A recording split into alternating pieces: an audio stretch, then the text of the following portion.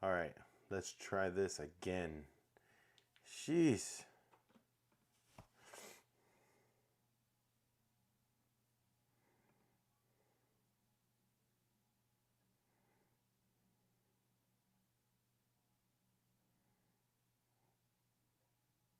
All right. Looks like we're working this time. What's up, guys? Oscar Gomez here from Master Automotive Training. If you guys are just joining in, today is this beautiful Saturday afternoon here in Southern California where we're going to be having a shop talk. We're going to be talking shop, anything that has to do with the shop, uh, any, uh, what you call it?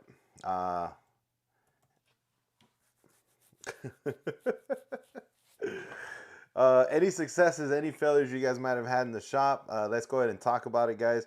I'd love to hear you guys' opinion. How was your week? What was some cool stuff that happened during the actual week with you guys? What's going on? Let's talk about it. So for these guys just joining in, again, my name is Oscar Gomez from Master Automotive Training. I'm one of the instructors here and founder of Master Automotive Training. So I wanted to kind of come on here for a wonderful Saturday chat on Shop Talk for Saturday. Want to talk about what successes, what failures you guys might have had during the week, any new tools you might have picked up, anything cool you might have seen, any cars that kicked your ass, any of that stuff. Let's talk about it. Drop it in the comments so this way we can chat. If you guys see my eyes come down this way, that's because I am looking at the what you would call it. I'm looking at the comments that might be coming in. So it's not that I'm ignoring you guys, as I'm looking at that information. So if you guys want to drop that stuff in the comments, go ahead and do so. So this way I can have a good chat with you guys, see what's going on. Right now, I'm trying to figure out what the where the comments are for TikTok. I can't see you guys. So for those of you guys that are watching on TikTok, give me a little bit. I'm trying to figure out what's going on here. It's been wonky all day, so sorry, but we'll get this figured out here just in a quick second. Let's see here. I think I got it. I might.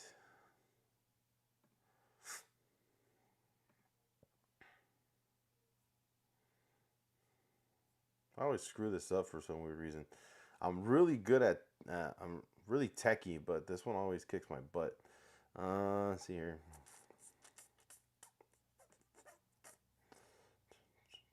So, either way, how's everybody's Saturday? How you guys doing this wonderful Saturday? What are some crazy stuff you guys might have ran into at the shop? What are some cool things you guys are learning at the shop? What are some failures? What are some successes? Let's talk about it, guys. That's what today's chat's all about. Is what cool stuff have you guys ran into? I want to know. I want to see what you guys are all doing. Um, what do you guys got going on for training? All that fun stuff. Let's drop it in the comments here, guys, and let's have a quick chat. Earlier, I was able to chat with some of the guys from Instagram. So if you guys got anything you would like to talk about, I'd love to hear it. That would be super cool. Huh.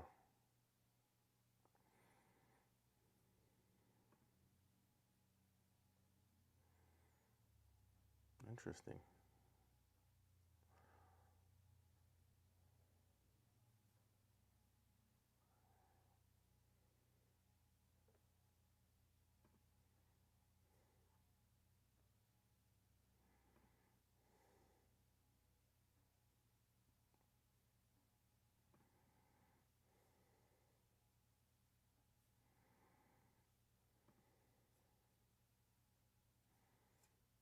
Huh. Oh well. So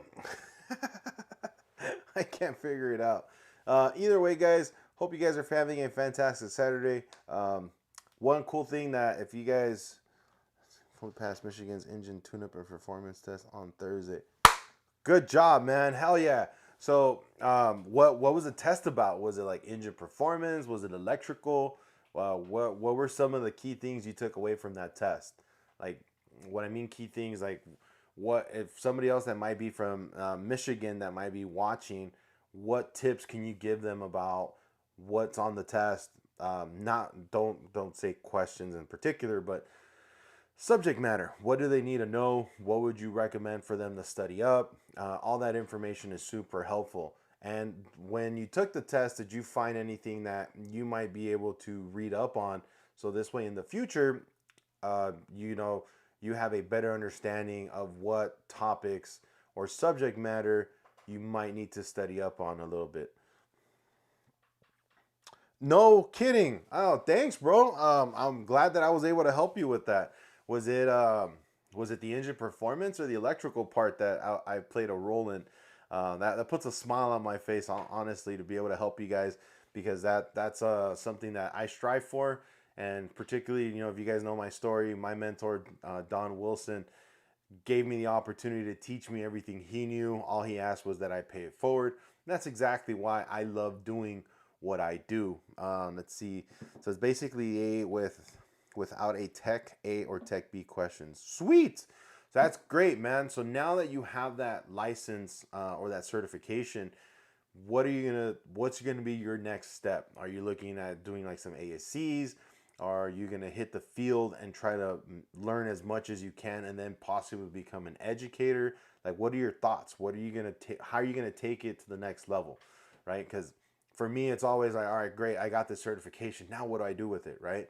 And one of the things that I like talking, especially when we do like these types of chats, like shop talk, it's um, as a mentor, is like, all right, what's your next step? Where are you going to take this from here, right? Um, don't assume like, cool, I just got the cert, I'm done. Now it's like, where am I going from this? Where am I taking this? How am I going to get this to the next level? How can I help other people that might want to do the same thing I did? So then this way, I can help others. So those are some key things that I always ask, especially when a student comes to me and lets me know that they've succeeded with what they've already wanted to do. So it's like, cool, what's your next step, right? Because I still remember when, and when I share this story, cracks me up because I showed up with Don after he told me that I needed to take my A8 ASC. So I took that and I show up. So back in the day, it was an 8-week wait period. So every time you wanted to take an ASC, you would go to a high school or college, and there was hundreds of us there taking tests. You take your test and you submit it, and you waited 8 weeks to get your results back, right? Because they would mail them to you. So then I got mine in the mail, opened it up, dude. I passed. I was jacked. So I show up to school that day with my passing ASC to give it to Don, and when I give it to him, he's just like, "All right, so what's next?" I was like, "Shit, not even a pat on the back or anything, right?" And I'm like, "I don't know. Well, which one do I need?" He's like, "You need A6." So then I got on that one, then A8. But every time I took one, and I came to show it to him, I was expecting like a hoorah, but he was more like, all right, what's next, right? And that's what really helped me push to want to learn more and become more because of the way that he was helping me strive to do more. So it was great, and that's why I always ask those same questions. Um, my best advice would be to study every sensor, what's normal voltage and what it reads, what kind of sensor it is, and what the PCM will do with that information. Super. So, guys, if any of you guys are listening that are in Michigan and have to take what is it called? The Michigan's engine tune-up and performance exam, make sure that you guys are 100% confident when it comes to sensor uh, live data, sensor analysis, and a PCM response to any type of those sensor malfunctions or voltage changes. So that's a great way for you for putting that out there, bro. I really appreciate that because the A8, the engine performance with ASC is relatively the same. So you're going to get scenarios as this car comes in and ECT voltage is at 4.5 volts stuck, biased, the entire time. What's going on with it, so stuff like that is what you need to be confident with. So that's when you guys go take the test. Now, my thing is, I'm on the ASC Facebook page, and there's a group for ASC testing or something like that. And a lot of times, guys will go on there and be like, "Hey, I went on this page and I did all this Q&A, questions and answers, and when I went to go take the test, I flunked it." So I always tell those people is you're studying the wrong way. Because if you're studying questions and answers, you're expecting those questions and answers to be similar, if not the same, when you go take the test. And it's not going to be that way. because I help write ASCs, and those questions are locked in a vault, and then they're pretty much recycled if they're needed with another test. So when you guys go to a web page and that web page is giving you information on, look, these are we got 200 practice questions. Well, those practice questions really don't help you because you're just memorizing questions and answers. Versus if you understand the fundamentals of how that system works, then you're going to have a way better chance of actually passing that exam. So this is why for me, I always teach understanding those fundamentals. So this way, when you go take the test, it's going to be much easier for you to pass it because now you understand everything in the aspect of how that system works, right? Um, and so what I was getting to is on that ASC page. Usually, when people ask, "What's a good study web page or something like that?" I always ask, "Are you looking for questions and answers? Are you wanting to memorize question and answers, or are you wanting to know and understand how it all works?" Right? And you guys be surprised. Mostly everybody's like questions and answers. It's like, damn, that's terrible, because it's not going to help you, right? Also, how are questions and answers going to help you apply any of this stuff in the field, right? This is what I tell my classes. Like, what you're learning here is not just to pass the test. I'm teaching you what you need to be out in the field to be able to fix cars. Now, if you take the test, that's an addition to what you've learned, but I want you to learn how to be able to apply it in the field, then take the test, right? So that those two things put together is going to really make a difference when it comes to techs out on the field. So again, I congratulate you, bro, for taking that test, passing it, man. Congratulations. I know you're super jacked. I am. So just start now. It's time to start thinking like, what's my next step, right? Am I gonna hit the field for a while, grab some field knowledge, and then start doing something with that? Um, you know, are you gonna start maybe a weekly jam session at your shop? If you guys don't know what jam sessions are, is here at the shop we have a jam session every time we have an opportunity to.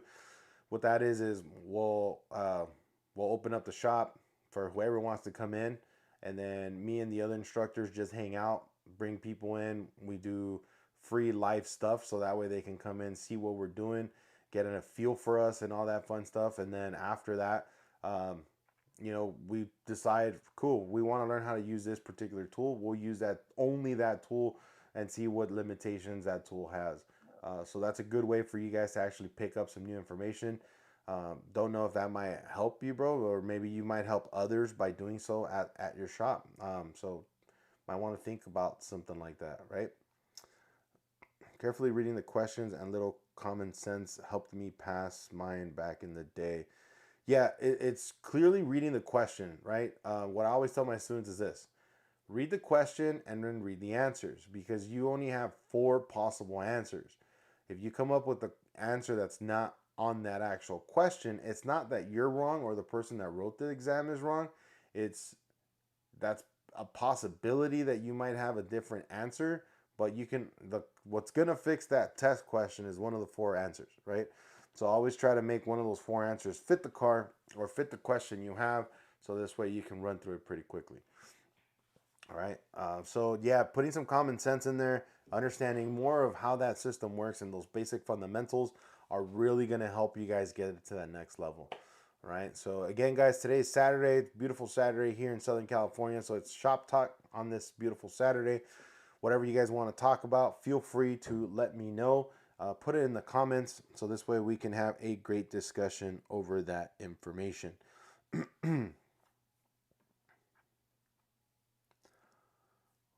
How many of you guys heard what's happening with Toyota? I mean, Toyota with Nissan. Did you guys hear about Nissan?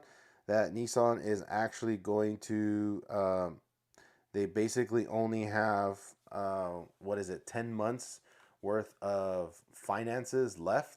And once those 10 months are over, uh, Toyota, or excuse me, um, Nissan can be almost gone.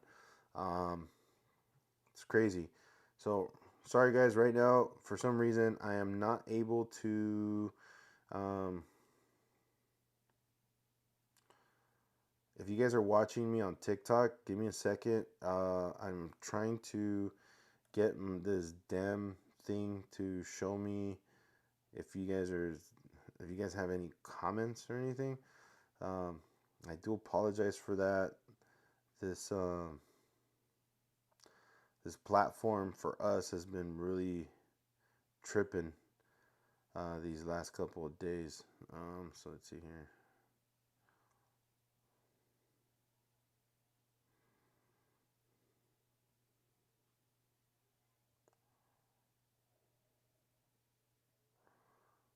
All right, so I got some comments here.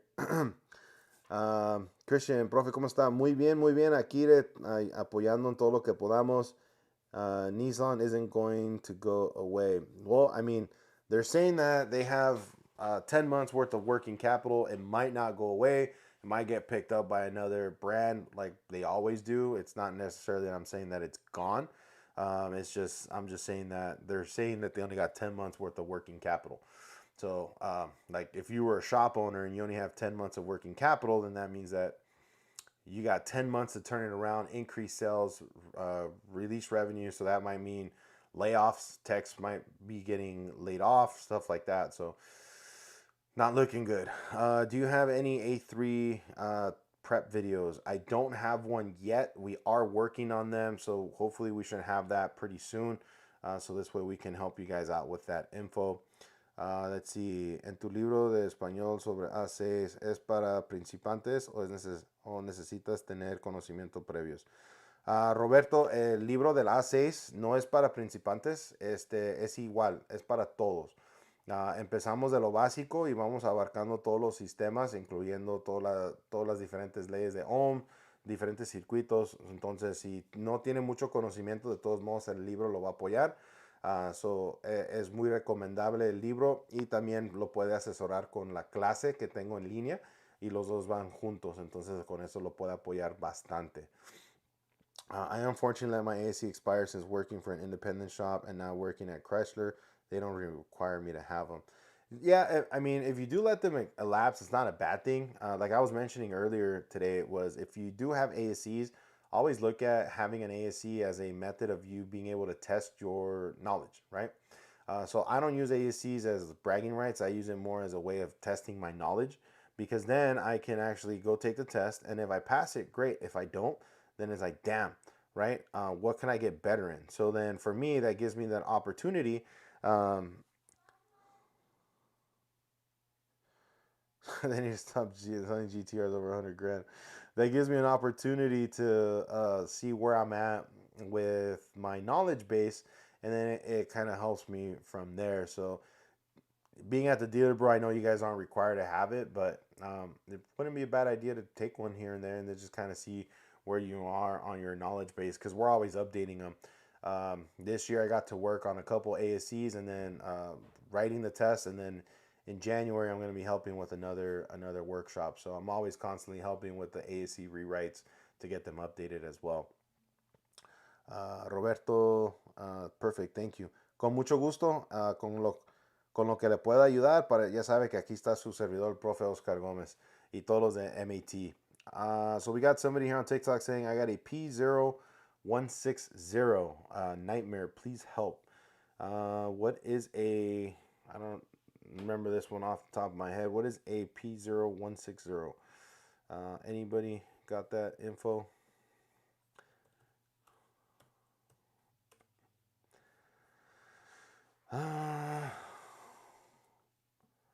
O2 sensor, no activity detected. Bank 2. Bank 2 sensor 1.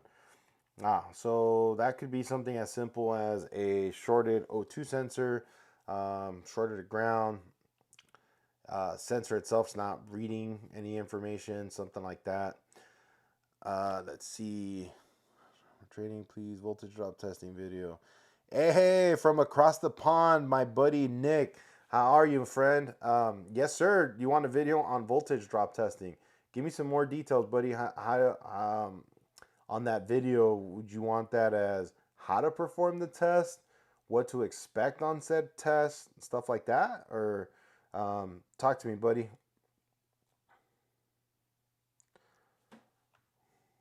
And good evening, because I know a across the pond, it is late night. So I appreciate you being on here, my friend. I appreciate that.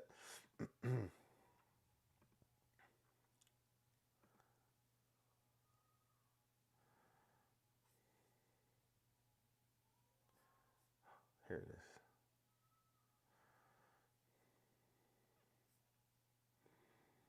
All right. Again, guys, if you guys are watching through TikTok, I apologize. I'm trying to figure out how to see your guys' comments on here because it's being, for lack of better term, it's being retarded. Um, sheesh, it is not helping today. Razor sharp Oscar best drum training based on voltage drop testing. You got it, my friend.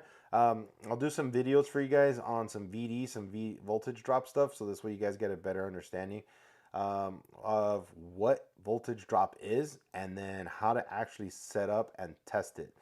So this way you guys can actually see that in action.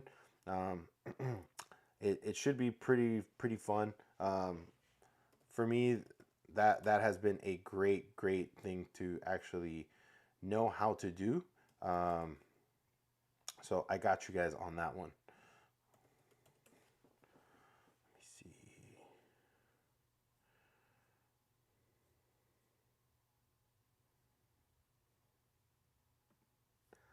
Let's see. Hey Oscar, I have a 171 on 2013 2.5 liter Malibu. High field trim plus 29%. At idle, smoke tested intake, no smoke.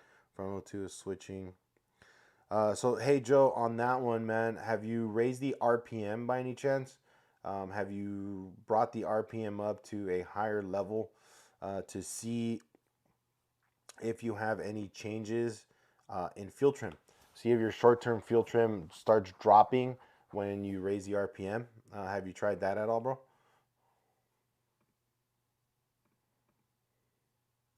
So again, guys, today is Saturday, beautiful Saturday afternoon. Today is our shop talk. So we're talking everything automotive. So if you guys have any questions or anything you guys would like to talk about, make sure you guys drop them in the comments. When you guys see me looking down, it's because I'm reading the comments. And then for some of you guys that are asking some stuff, I'm actually looking that information up. So please, guys, make sure that if you guys are Joe, so when you raise the RPM, man, what did fuel trim do? So Joe's asking, he has a 2013 2.5 liter Malibu with PO 171 lean bank 1, and he's asking for our help, guys, on how he would go about figuring out what might be wrong with it. So I asked Joe if he's raised the RPM. If he has, did short-term fuel trim get closer to zero? So this way we can have a better understanding of where we're at. So you raise the RPM, no correction. Okay. So Joe, another question, man. Have you done a wide open throttle acceleration? And if you did you see if the what you would call it? Did you see if the fuel status, the loop status, if the loop status went to um,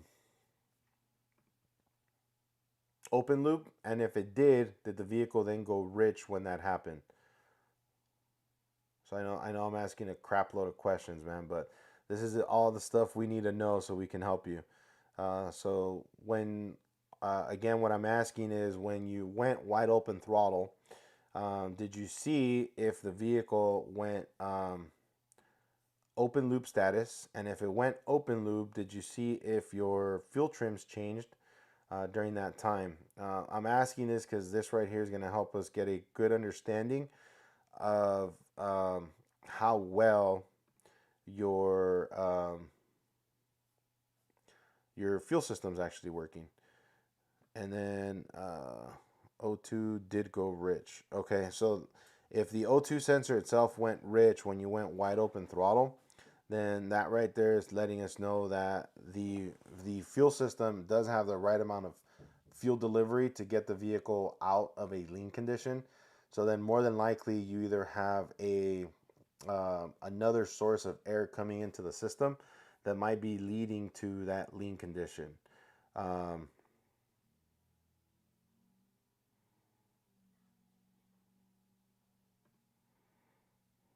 okay, so have you tested PCV by any chance? Have you tested the PCV system to see how that system's doing? Um,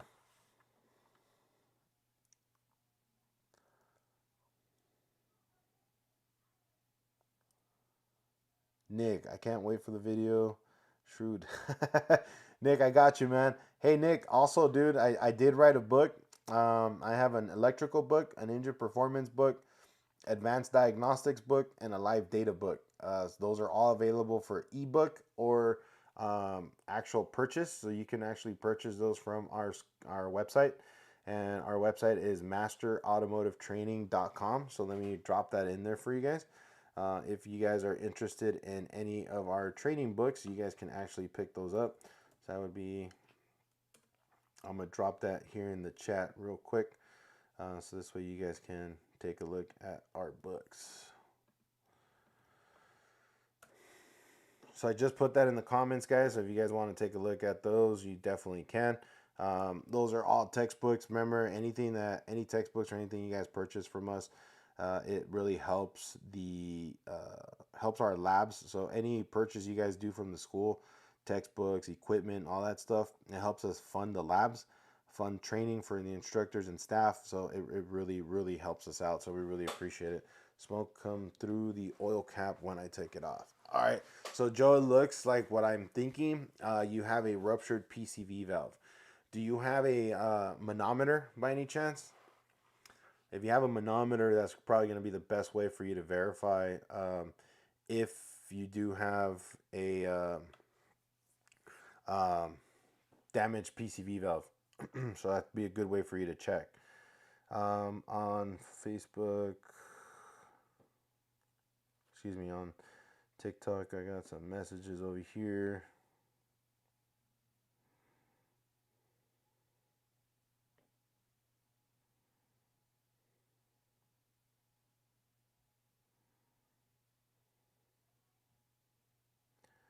Let's see here.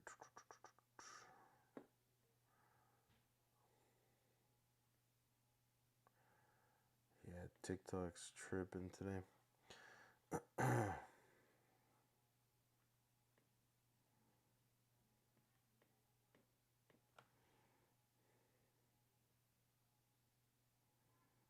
Yeah, looks like it booted me off.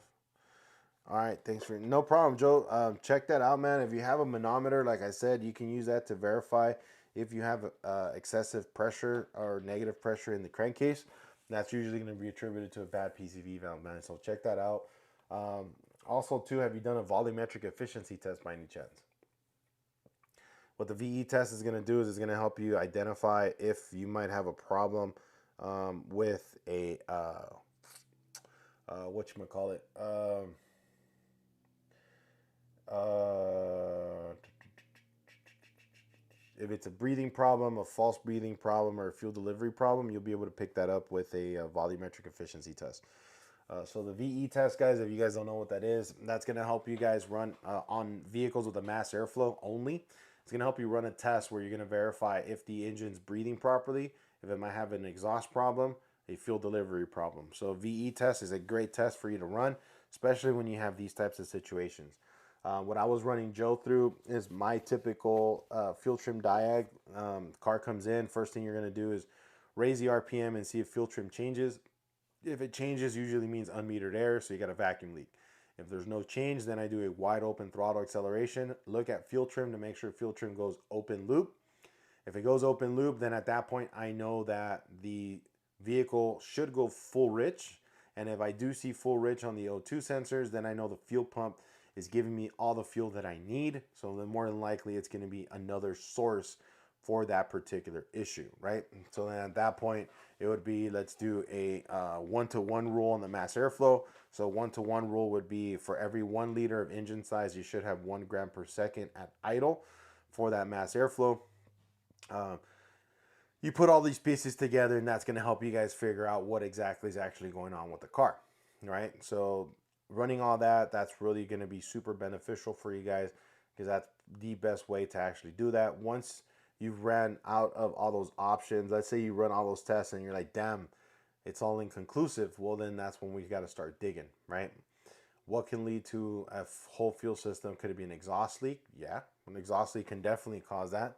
Okay, so a lot of different things can be causing those lean conditions. So always make sure, guys, that you guys follow through with a good test process. So this way you guys can see where exactly that you guys are at. Let me see here.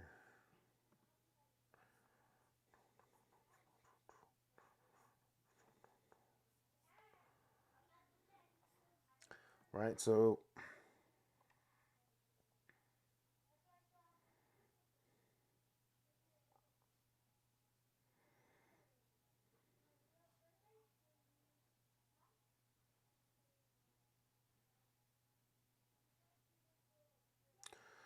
okay, so the car's at idle and you got 2.5, then it's underestimating the amount of incoming air.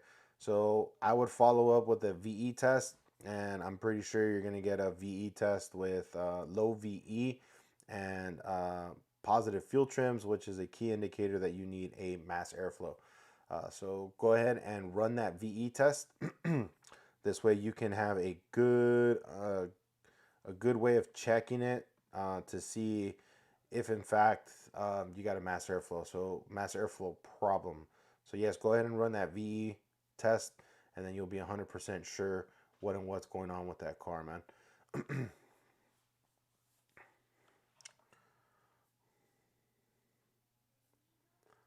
Right. So again, guys, for those of you guys joining in today, we're just doing shop talk. We're talking anything automotive. So we're talking stuff about we're talking about failures, successes, anything that might have happened with you during the actual week, stuff you might have learned from, any new tools you might be dealing with, some stuff you that might have kicked your ass, right? All that stuff is super important to us. Joe, you're very welcome, man. Give that stuff a shot, and then if you follow me on Facebook, bro, reach out to me if you need some more info or more guidance on that, or just jump into one of the other lives that we'll be doing here more and more often with you guys. Um, so again, guys, I really appreciate everybody being on here. You guys are freaking awesome. So again, today's just shop talk. We're just talking everything automotive. Um, Nick, you're welcome, man. I always appreciate you joining in, brother. I know you're thousands of miles away in a completely different time zone. So thank you for always being supportive for us, man. Uh, what's up, bro? DJ Automotive, what's up, brother? How are you? Doing great, man. Right here, just having a quick Saturday shop talk with everybody, and kind of pissed off at TikTok because I'm not able to see um, any of the comments and stuff of people that are actually joining in and asking stuff on TikTok, man. So it's kind of pissing me off. But how's everybody else doing? How's everybody Saturday? What are you guys up to? What were some successes? What were some failures that you guys might be having during the week? You know, I was talking about earlier, I had some great successes. Um, for example, just yesterday, I had a great group of my students who were able to diagnose. So what we did is yesterday was my L1 class, and my guys were doing testing on secondary ignition patterns. So what I did is I took a four-cylinder vehicle, made three cylinders bad. They had to figure out which three were bad, why they were bad, and then only using the scope and then being able to actually let me know what that was.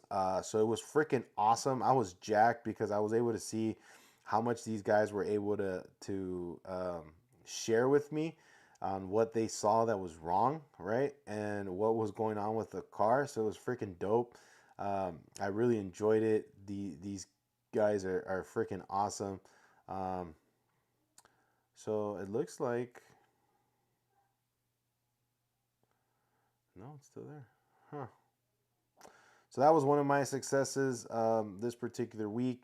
And one of the, I guess you could call it a failure, was shop was a little slow, and by a little I mean a lot.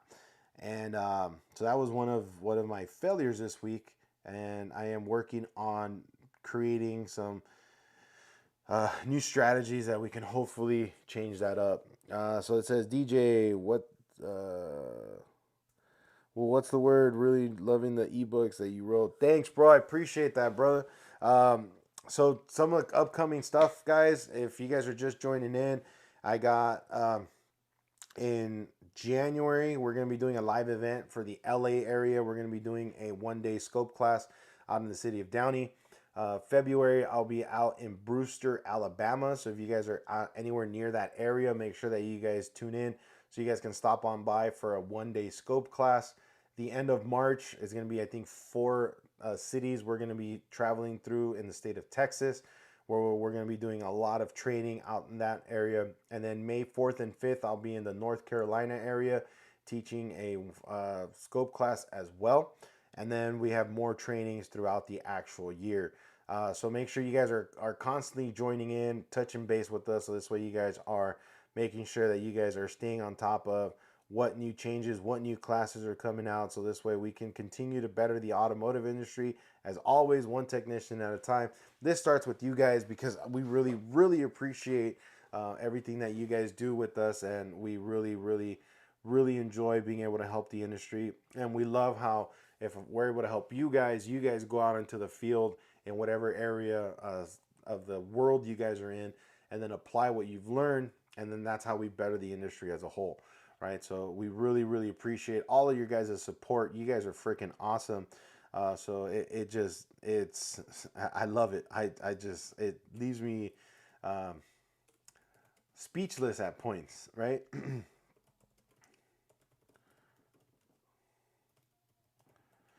All right. I'm trying to get this darn thing to work, guys. So let's see.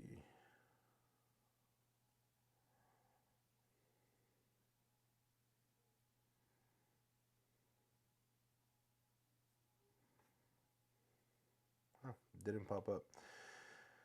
Darn it. So,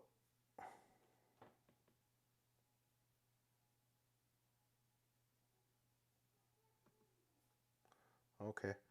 Um, Pedro, thanks, man. I appreciate it, bro. We just got a Pedro purchased a book from us. I really appreciate that, Pedro. Thank you so much.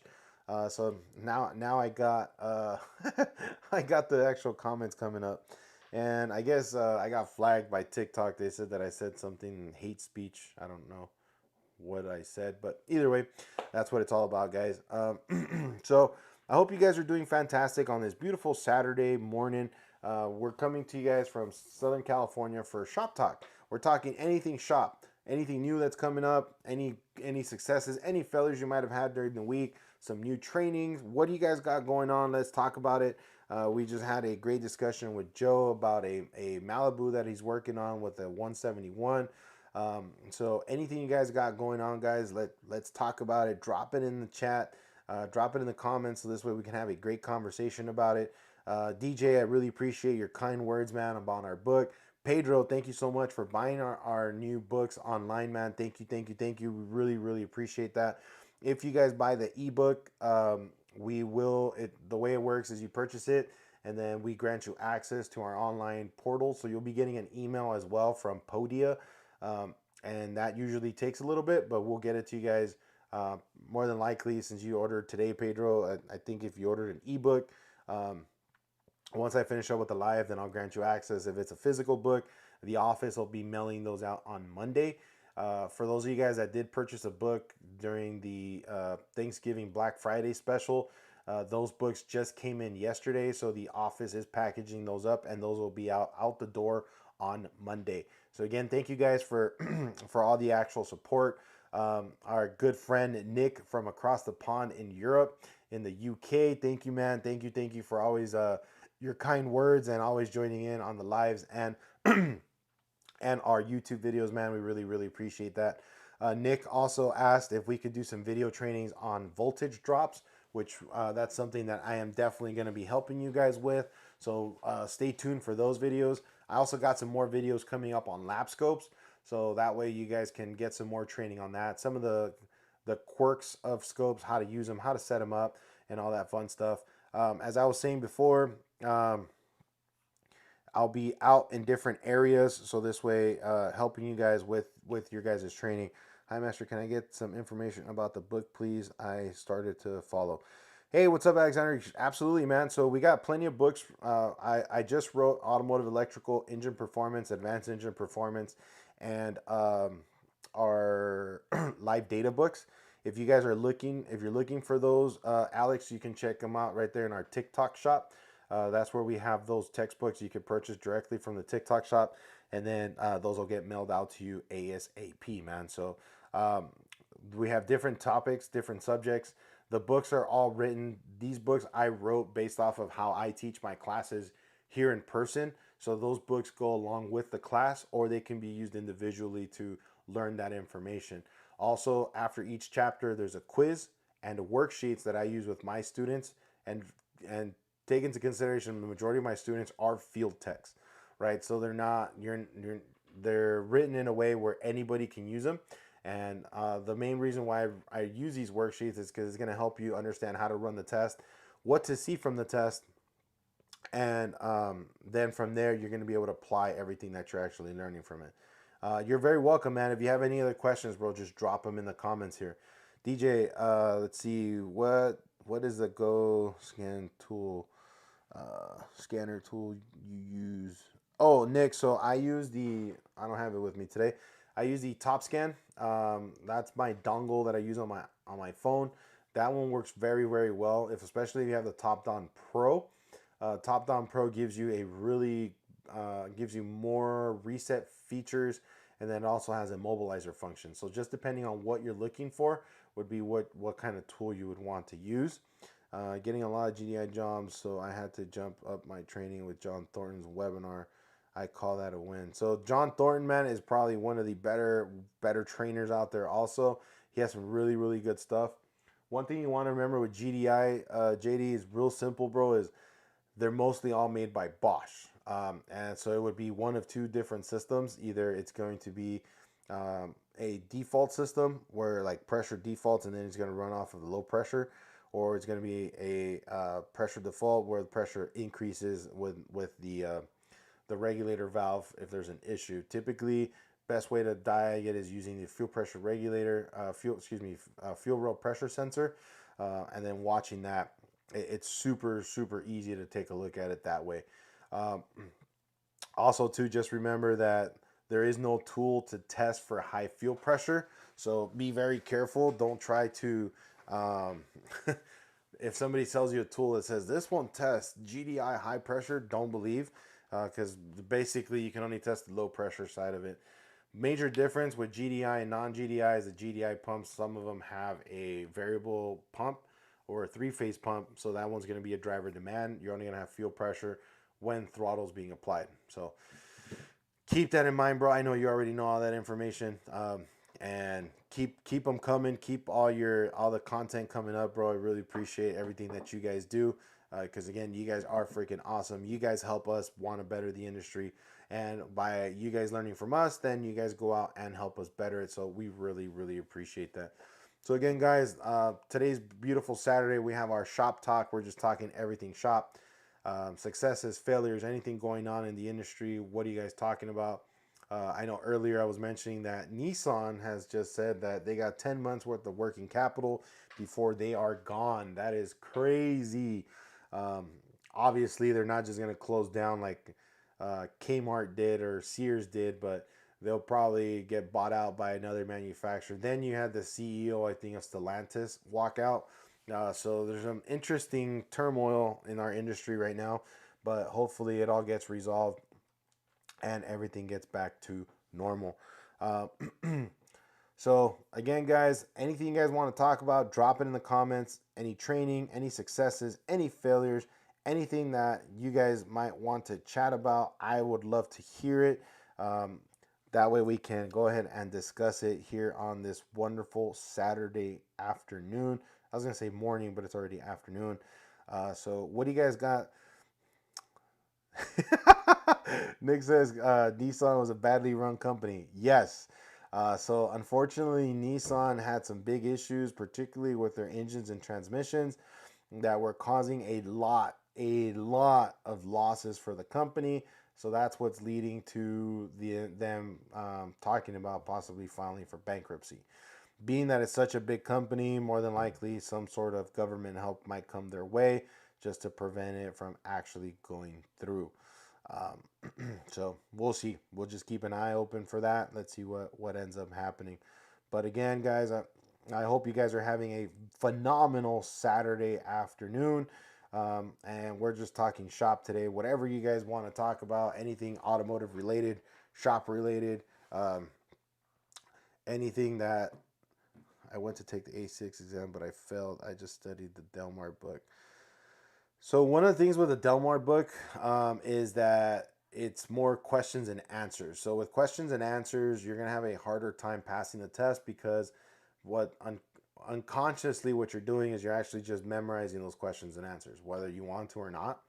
So when you go take the ASC test, you're going to notice that those questions and answers don't line up. So then that's going to cause even more confusion, frustration, and anxiety. And then that's usually what ends up for you not passing the test. So the way that I do my ASC prep is I prep you by mastering the fundamentals of what's on the actual test. So I take the time to go through what ASC puts on their outline. And then after that, I build a class around it. So this way you're going to learn not only, because my goal is not to get you to pass the test, my goal is to get you to learn the info and apply it on the field and then pass the test as an add-on, right? Because what's the point of you having an ASC? And I'm not putting you on the spot, bro. I'm just saying, in general, what would be good having the ASC for A6, right? For electrical, if you can't really fix it. So this is why, for me, I always teach those fundamentals. So you'll find all that in the book. Um, Alex, will check it out, man. And it's a great, in my opinion, I think it's great based off of everything that I put in there and everything that we teach in the actual class. So I'm pretty sure it's definitely going to help you out. Um,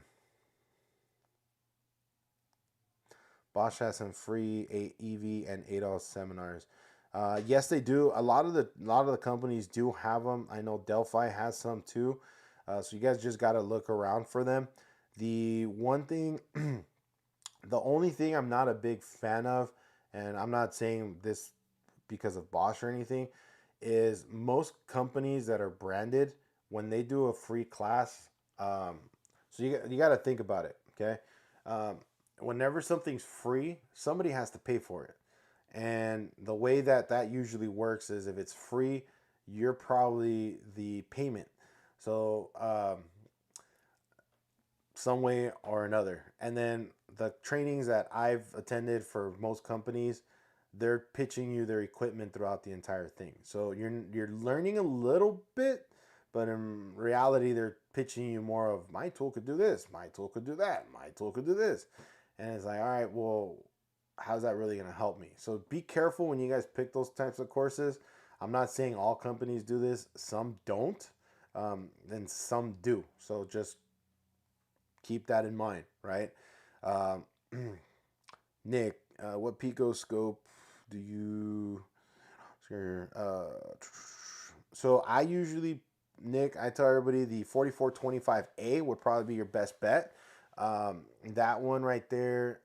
Keep in mind that beginning January of 2025, prices are going up on the Picos. We are a Pico distributor, so we just got notified of that. So if you guys are in the market of buying a Pico for Christmas, I would strongly advise you do so because prices will be going up after January of 2025. Alex, great to hear from you in New Jersey. Hey, thanks, bro. I appreciate it, man. It's funny that Alex said he's in New Jersey. I actually this year had a student of mine that flew from Queens actually and was out here for the entire class. Um, Stayed out here, took my whole class, and then would join us during the day at the shop. So he got to learn a lot more than just what was in class. Then a year before that, I had another student of mine, Mike, who came from Jersey and stayed out here for the whole class to make sure he got all that info.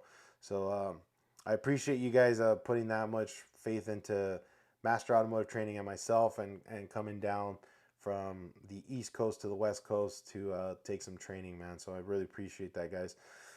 So again, today's shop talk. Let's talk about it. Put it in the comments whatever you guys want to chat about. The good, the bad, the clean, the ugly, the beautiful, everything. Let's talk about it. Um, what were some failures? What were some successes? What did you guys learn this week? What cars really got you scratching your head, pounding your head on the wall? Like, what was going on this week, guys? What did you guys enjoy? Anything from the tool trucks? Anything cool? Let's talk about it. Drop it in the comments. I'd really appreciate it. And again, thank you guys for joining me on this beautiful Saturday afternoon for Shop Talk. And thank you guys for all the cool comments, all the good feedback that you guys are putting in. I really, really, really appreciate it. And then just to kind of let everybody know, I got some video requests for voltage drop. So we got something like that coming up. I got some scope videos coming up. I also, last week, if you guys saw me talk about the free scopes that I was given by a company, we're going to be doing some videos on those and give you guys my opinion. Like I said, the way I'm going to be doing the videos is we're not going a scientific route. I saw some other great individuals that are really scope knowledgeable take it to a level of science where they're really testing everything down to like the nanometer. Weren't My thing is can it do the test I need to be run in an auto repair shop? That is how I'm going to be testing those scopes. Now, if those scopes can keep up with, let's say, my Autel, my Pico, then I think, in my opinion, I would consider it a good scope, right? So that's how I'm going to go ahead and test it. One of them is a scope voltmeter combination. So I'm going to be testing the voltmeter up against my Fluke and my PDI and possibly my Snap-on, but that might be overkill. So those are meters that I use consistently, so I trust them. I'm going to be comparing their meter to those in those videos and then giving you guys a full honest, clear opinion of what I think of them and if you guys are able to use them in the shop. Okay, because that's the main goal, right? I want you guys to have equipment that's usable and not just equipment that looks cool but then doesn't really do what you need it to do. How do you handle the stress of a owner manager of your shop? um, so DJ, dude, it's crazy, man. I think it's one of those things where it kind of grows on you, right? Is it stressful? Sometimes, not all the time. Um, Usually when it gets stressful is like if you have a situation that you're kind of like, damn, is this going to be a problem or not? Or a situation where like this week was slow, finances and stuff like that. But most of the time when it comes to stress, the key thing that really hurts us in stress wise is carrying it with us throughout the day, right? So let's say, for example, you worked on a car and then you missed it, right? And if you're anything like I am, you're gonna carry that weight on your shoulders because it's like, dude, how did I miss it? What could I have done? Blah blah blah, right? So then that's usually when, if something like that happens in the shop, if I did it, then I'll talk to Jose, my foreman, and him and I are gonna have a conversation like, dude, how did I miss this, right? Or vice versa, if he misses it, then him and I have a conversation of how did we miss that? What test did we miss? How could we have gotten to that without actually missing that particular diag, right?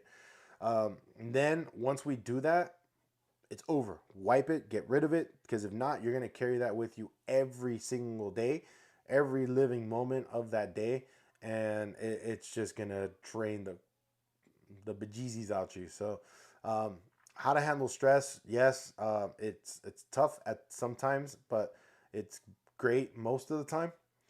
And then also, if you got to look at what's causing the stress, right? If you're noticing that you're getting a lot of stress because things aren't going the way you want them to go, then that's when you need to start working on your processes and procedures. Like, what can I do to make this process a lot simpler? What can I do? What kind of procedure can we put into place so that doesn't happen again, right? Little things like that. And that's really what's going to help you be able to do that. Also, too, I have uh, I have an assistant, and then I have the girls in the office. So that within itself has really helped me a lot, because now things that don't need me get passed down to my assistant, right? So my thing is, if it has to do with training, courses, or the shop ownership, those fall into my plate, right? Other than that, it gets passed down to my assistant, or it gets passed down to somebody in the office. Why? Because I'm not gonna spend 2 3 days or a day creating a flyer when I can just give the key points to my assistant and she'll create that, right? So little things like that is what really helps you kind of alleviate some of that stress and actually give you some more free time, right? So you got to look for ways to get stuff like that done, Jay. Um, let's see. Thank you for sharing your knowledge and time with us. Yes, sir. You're very welcome, man. And I really love your handle. Nick, why should you have more than two scanners working in today's automotive industry? So Nick's asking, why should we have more than two scanners? Well, sometimes one scanner will talk to one car and one won't. Also, too, what I've noticed is some people might say my scanner sucks because they can't talk to this car for this particular thing. It's not the scan tool, it might be the vehicle manufacturer, right? But then you grab another scanner and that scanner is able to do something that your other one doesn't. So that's why you want to have more than one scanner. The other thing you want to also have is have the customer support number for the scanners for all your scan tools. This way, if there's a function that doesn't work on your scan tool, don't just put it aside and say, well, that scan tool sucks. You message that manufacturer, so then this way they can actually try to fix it, right? We do testing for Launch, X Tool, and some other manufacturers. So when we run into something that doesn't work, we message them right away, and then they'll remote in, their engineers will remote into the tool, and then kind of talk to the car that we're trying to do and fix it within a day or so. So make sure that you guys are constantly letting them know, hey, this doesn't work on your tool, and they'll usually step up their game and fix it for you guys. Chingon Loader, how do you deal with difficult customers? Give me an example, man, so that way I can kind of help you on how we would deal with those difficult customers and how it became a difficult customer, right? I just passed my ASC. Do you guys still cover cost? Caesar, come through the shop, bro, and we'll take care of you. So as long as what Caesar's asking is if you take one of our classes and you pass your ASC, bring it down and we'll write you a check for it, because that's who we are and that's what we do, man. So come on down, we got you. So Chingon Lowrider, let me know, bro, what you mean by difficult customers. Like, how difficult in what way? What happened that caused that? Nick, I hope I answered your question on that, buddy. And then if you guys are on TikTok, make sure you guys follow my buddy Gil. If you guys know who Gil Anchondo is, he's probably one of the best automotive painters out there. Make sure you guys give him a follow. He's a G. You guys should see a lot of his work. Man, I got to see this guy do a full restoration in 30 days. He's gangster, man. His technique is freaking awesome. The coolest, best guy you guys can ever meet, deal with. So make sure you guys follow my buddy Gil Anchondo here on TikTok, because he's the man when it comes to automotive auto body. Make sure you guys follow him. Gil, you want to drop your handle in right here on TikTok, bro, so this way everybody can follow you. Let me try to find it just in case.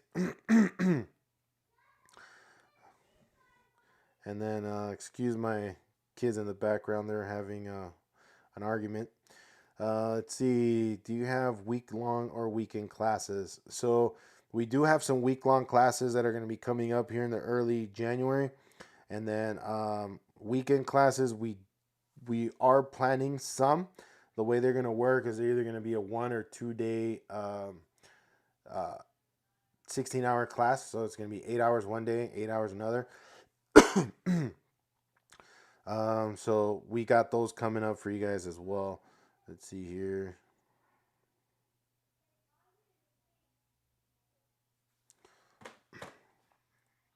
Virtual classes, we do have virtual classes that you guys can actually take advantage of. So I just threw his handle on there on the chat. Virtual classes, you guys can take full advantage.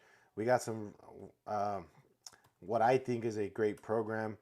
And the way that my virtual classes work is we have a online community. So for only 19 bucks a month, you get access to all my classes. And I just posted it in the comment section there. So you get access to all my classes, including all the live ones that we're going to be having coming up. Somebody was asking for a live scope class online, so that's coming up as well. So if you guys are on the membership, it would be 19 bucks a month, and that includes the online classes. If you don't, then um, the what you call it, you could buy per class. So depending on what you want to be paying for there. Let's see. Nick, question time. Brandon Stecker, motor age. Boss is Eric. Uh, who is your boss? Oscar Gomez. My boss is myself. So I'm blessed to say that I'm able to. I own my own auto repair shop, and I own the school, Master Automotive Training. So I am self-employed. And I'm lucky. The only person I have to report to is my wife. But other than that, uh, it's all to myself. So I get to kind of make my own schedule and all that fun stuff. So it's where it's works out really well. Uh, DJ, do you see a lot of diesel engines at your shop? Not really, man. I haven't seen many. What we're seeing a lot right now is EVs and hybrids. So we're getting a lot of those coming in, but not many on the diesel side. If you guys are looking for diesel training, make sure that you guys check out my buddy Mike Mike Cleary on Facebook. Mike is probably one of the best when it comes to Ford. So I'll drop him. He is not on TikTok. He's old school. He's only on Facebook. So make sure you guys check out Mike Cleary for diesels. He's probably the go-to guy when it comes to diesel training. Mike is a good friend of mine, and he'll be with the TTST group when we're out in Texas in the end of March. So make sure you guys check him out, Mike Cleary. Um, he has a really good 6-7 class. I've sat through that class twice, and it's freaking awesome. I really enjoy that class. So make sure that if you guys are looking for some diesel training on the 6-7, on the Ford 6-7, from a Ford factory trainer and tech, Mike is your guy. Working on a Honda hybrid as we speak. There you go, man. With the BAS system, the belt alternator starter system. We actually just had a BMW. What is it? Those little i3s, the little bumblebee looking thing.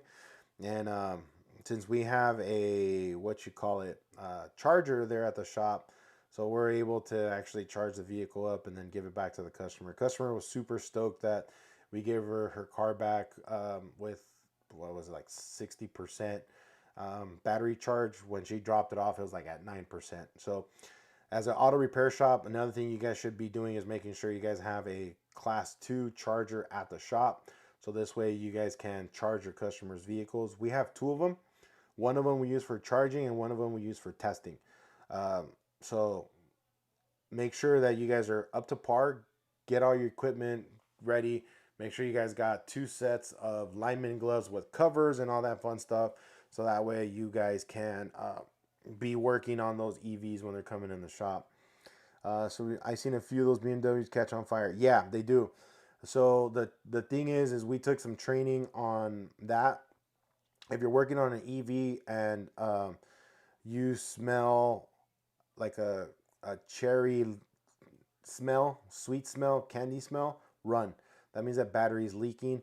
And fire blankets are very good to have. A Class D fire extinguisher is good to have because that can really help with those types of fires. Be a tool hoarder. Absolutely. You're always going to have a bunch of tools, and try to get the tools that you need for the job. So this way you know you're going to do the right thing. Let's see. Nick, Diesel Talk with Tony Salas. Very quick-witted Tony Salas. Huh. Where can I see him at, Nick? Is that something like on YouTube? Where's Tony at? I'd really like to get some more info on that. That'd be super cool. And I appreciate you sharing that, man. Um, the other thing too, that when we took the safety training with hybrid, was a carbon monoxide detector, a small one, would actually, that clips on your uniform, is actually a good thing to have also, because if there is excessive carbon monoxide reading, then it's coming from the battery that's actually leaking. So you want to keep in mind that also, so this way, if anything, you can push that vehicle out so that way it doesn't burn the shop down, or get that vehicle out so that way everybody's 100% safe. So if you guys want some diesel talk with Tony Salas, make sure you guys check him out on YouTube. Thanks to our buddy Nick. Nick is actually sharing that information with you guys as well. So make sure that you guys check out Tony Salas. So that's Salas on YouTube as well. Uh, So again, guys, thank you for joining me on this beautiful Saturday afternoon for our shop talk. You guys have brought up some great topics. I really appreciate you guys. As always, you guys are helping us better the automotive industry one technician at a time. So I really appreciate that. And the best part is that I get to learn so much from you guys that it's not even funny. So I really appreciate you guys giving me the time of day to kind of just chat here, talk about some fun stuff, upcoming events, and all that great stuff. Um, Nick, hopefully one of these days, man, we get to go out there to the UK to give you guys a training. I got fingers crossed that hopefully I get it picked one of these days to go to Munich with Automechanica to go teach out there. I was offered to teach in Automechanica in Shanghai this year. Unfortunately, wasn't able to make it. And I've taught for Automechanica in Mexico City, thanks to my great friend Gil Anchondo, who made that 100% possible. So make sure you guys check out my buddy Gil on TikTok. Gil Anchondo, he's probably one of the best auto body guys that I've seen out there. You guys should have seen the live event that he did last year at Automechanica. He was freaking amazing. Please interview Cuba Rodriguez. Yeah, I know Cuba. Nick, she's freaking awesome, man. I got to meet her out in PA when I was teaching last year, a Spanish class out there. I finally got to meet her in person. I had always seen her on social media, but when I got to meet her, she's super great. She's an awesome gal. She's very smart. She's a really good tech. So if you guys are on YouTube, also make sure you guys check out Cuba Rodriguez. That's Cuba Rodriguez, or Cuba's Automotive. She's a super gal.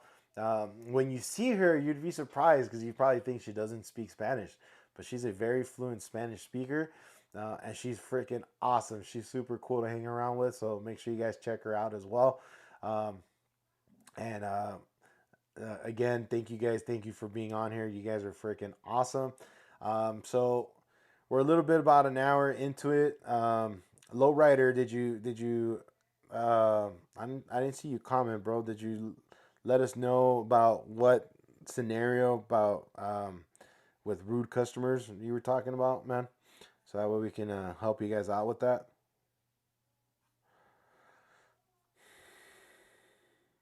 Yeah, man, she's super cool. She's freaking awesome. DJ said Cuba's my girl. She is, man. She's super cool. Cool to hang around with. I'm telling you, man, she's super smart.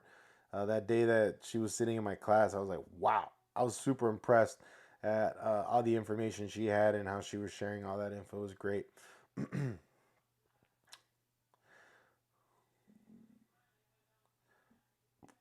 All right. Well, Lowrider was asking a little while ago, like, how do you handle rude customers? Because you missed a diagnosis. Okay, there we go. So, if customer comes in, right, and you missed a diag, okay, how would you guys handle that? If some of you guys got an input, go ahead and drop it in the comments. I had one last year. It was an F-150 that I personally misdiagnosed. As a matter of fact, I did a video on it. So one of the things is, one, you have to take ownership of your failure, right? So you gotta let the customer know I messed up. That was my fault, right? Okay.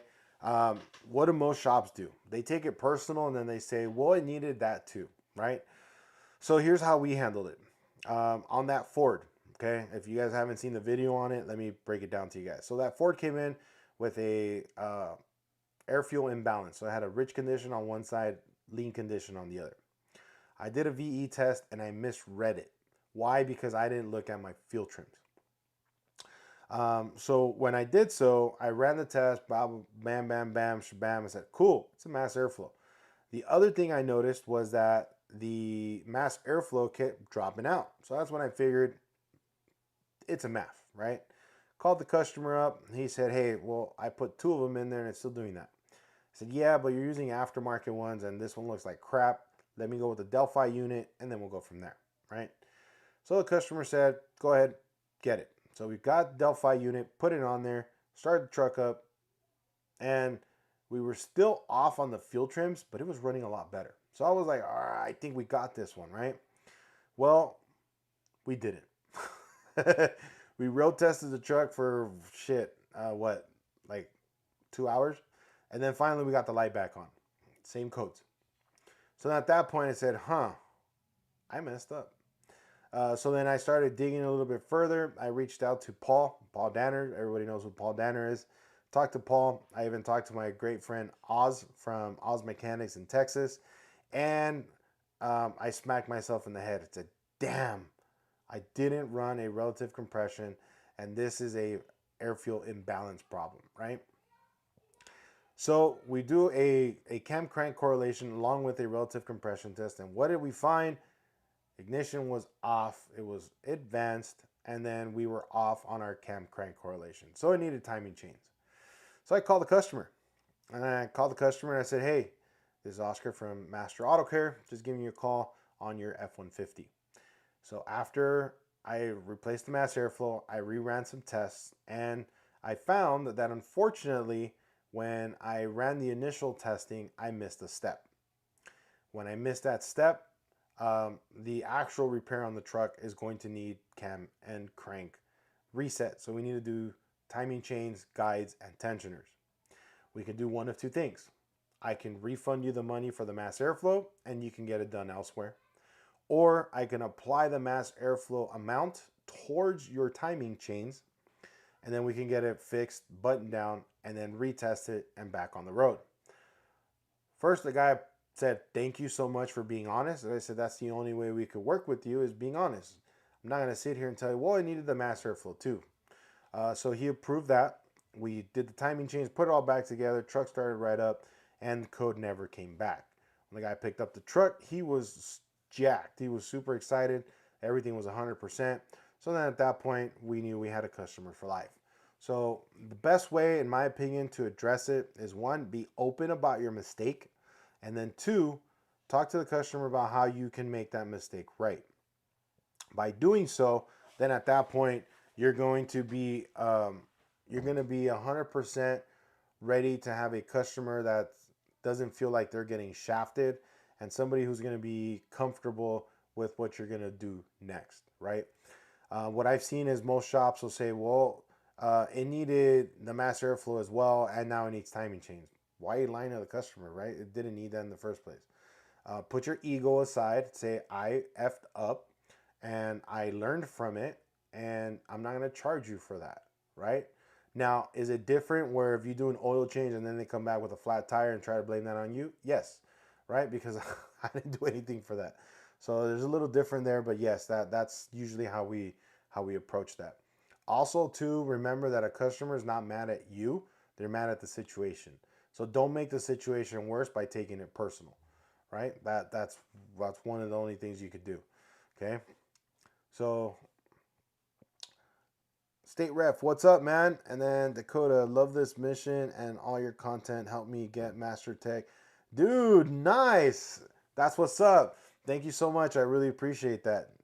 Nick, Scanner Danner. Absolutely. Paul Danner. I got the privilege of meeting Paul last year while I was teaching at ASTE. Paul is such a great guy, guys. I was kind of bummed out that him and I were being pulled every which way at the same time.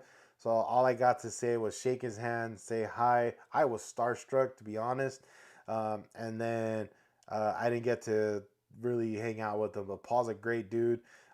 He's helped out so much in this industry, and I hope that I can continue to do the same as I've helped a lot of you guys, and I really appreciate all you guys always coming back and saying thank you for the help. So you guys are freaking awesome. I really, really, really appreciate all you guys, and I'm blessed and glad that I was able to help you guys. So Lowrider, I hope that helps, buddy.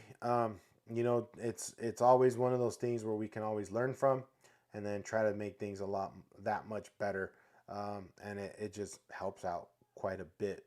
Um, I wanted to now that I got you guys here, uh, give me some feedback, guys. I updated our phone system right before we call this a day for the school. So if you guys ever call the school, this is what you're gonna hear.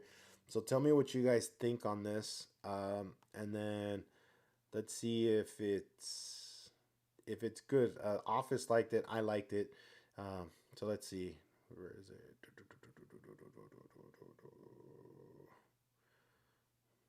Where is that? I think it's this one. Thank you for calling Master Auto Care in Rancho Cucamonga, Nope. where honesty drives us and your safety is Oh, our that's the priority. shops. Please note, all calls may be recorded and monitored for quality assurance and training purposes. One of our team members will be with you shortly. To schedule an appointment, press 1. To check the status of your repair, press 2. To leave a voicemail, press 0. Thank you for choosing Master Auto Care. We look forward to serving you. So that was for the shop. If you guys heard that one, let me know in the comments what you think. Let me play the school one for you guys. Thank you for calling Master Automotive Training in Rancho Cucamonga, where we are committed to improving the automotive industry, one technician at a time. And it all starts with you. Please note, all calls may be recorded and monitored for quality assurance and training purposes. One of our team members will be with you shortly. For English, press 1. Para Español, oprima el número dos. To leave a voicemail, press 0. Thank you for choosing Master Automotive Training. So what you guys think? I put that together because I wanted to, one of our core values is professionalism. So I wanted the school and shop to be very professional. So let me know what you guys think. um, and if you guys are wondering how we did that, if you're a shop owner or you're a mobile diag tech and you're just getting started, um, with most business phone systems, we use OMA, OOMA. They're a voice over internet protocol phone system, and they actually allow you to make all these adaptations and changes. And it just makes you sound that much that much better. Um, to fit, we're located in Rancho Cucamonga, Southern California. So we're in SoCal, man, but we're global. We're all over the place. Nick, second one is brilliant. Thank you, sir. I really appreciate that, man. We put a lot of time and effort into it because we wanted to make sure it was spot on for you guys, and so we put a lot of work into that. And I figured you guys are all part of the family by hanging around us and supporting us. So I figured who else to share this with than with you guys. So any feedback would be awesome. Ah, cool, man. So we're an automotive training school here in Southern California. We offer everything from technical training to smog check training or licensing training for the state of California. We're also a diagnostic shop. So two fit on TikTok's asking, and we're a diag shop as well during the day. We do automotive maintenance and repair also, and we're also a smog and smog repair facility during the day. So we offer all of that along with the automotive training, including everything from auto mechanics all the way up to electrical engine performance and drivability. uh, Diagnose, what are the requirements to start a school? Well, it depends on what city you're in, what state you're in, state, local laws, and all that stuff. You got to look into that so that way you know 100%. So it would be a little hard. I need to know more, man, so I could tell you. You offer the HVAC licensing. HVAC, are you talking automotive or residential commercial? If it's the EPA 609 for automotive, yes, we do. We don't have a date for that yet, but we will be having that real soon. So we should have those probably before the end of the year. Rios Automotive. So the automotive EPA class, we're gonna have that. We'll have the date before the end of the year, and it's gonna be a 3-day class for HVAC with R134, 1234 YF, and pressure testing because we are in the state of California. There is a 16-step process you need to follow anytime that you do an AC service or diagnosis. So we're going to walk you guys through that. It's 3366 of California Code and Regulation. So we'll be teaching you guys that as well. So that way you guys have that information down. Right? So thank you guys again for being on here on this wonderful Saturday. You guys are awesome. I really appreciate all the support that I get from you guys. You guys have been super supportive, and you guys are awesome to help us out. When are you planning on doing that? I have a few techs that need it. So we'll be doing the class probably around March, right before the heat starts. So we'll have the dates for that probably before the end of the year. So to fit, just make sure that you're following the page here and then checking us out. If you want, you can also check out the school's website, which is, or you can call the office, call or text the office for more info, and they'll be able to get you any information that you might need when it comes to registering for classes, when they're coming up, and all that fun stuff. So not too shabby, right? So again, guys, thank you guys so much for being on here. It is a beautiful Saturday afternoon for Shop Talk. So thank you guys for all the wonderful questions that you guys put in here. I really appreciate that. So whatever I can do to help, always reach out. That's what we are here for. As always, we're here to better the automotive industry one technician at a time. This starts with you guys. So we really, really appreciate that because if it wasn't for you, we wouldn't be here. And Caesar, if you're still on here, bro, make sure you stop by the campus because we owe you a check for passing your ASC. So make sure that you come on by for that. That's another thing, guys. If you guys take any of my in-person classes, if you take the ASC that's related to the class and you pass it, I'll reimburse you the actual registration fee because that is how much we believe in what you guys are doing and in our program. So thank you guys again for being on here.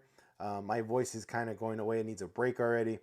And so I really, really appreciate you guys being here today on this beautiful Saturday. Anything else that I can do for you guys, we are just a phone call, email, or message away. If you guys need anything else, that is what we're here for. Stay tuned for the request. Nick asked for some voltage drop training.